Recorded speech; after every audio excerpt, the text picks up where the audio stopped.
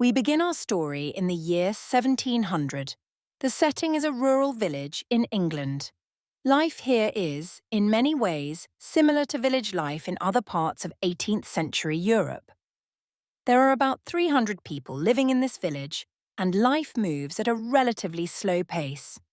Most people in this community have lived in the same village for generations. Life revolves around people's work and the church, which happens to be the tallest building in the village. Most people work at home, either as farmers or as local artisans such as carpenters, blacksmiths, and textile makers. Many homes had an additional building that served as a workshop. All members of the family, including children, worked from sunrise to sunset.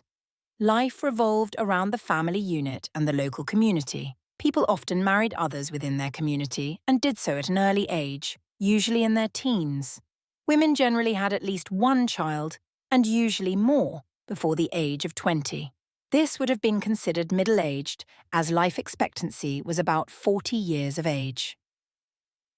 Infant mortality rates were high, with 1 out of every 3 babies, on average, dying before they reached their first birthday. Social hierarchies existed in all English villages, but these weren't as rigidly defined as in other areas of Europe, such as those in France. Most English villagers were subsistence farmers who were considered poor. Owning enough land to produce enough food to feed your family was the key to your family's well-being and survival.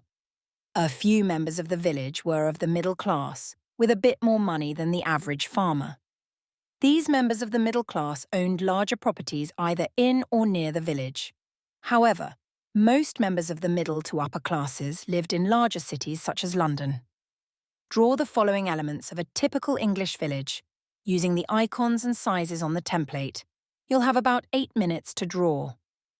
Label your paper indicating compass directions for north, south, east, and west. Draw a river running from east to west. Note that the river should be no more than 1 inch or 2.5 centimetres in width. Draw a wooden bridge that crosses the river with a road about 1/4 inch wide or a little over 1/2 centimetre that runs from north to south and crosses the river at the bridge. Draw a commons area, 4 by 4 inch or 10 by 10 centimetre square. Draw about 10 houses, 1 church, the tallest structure, with an adjoining cemetery, at least 2 stores, and 1 pub. Draw about 50 trees and 1 coal mine. Fuel for most villages came from the burning of trees or coal.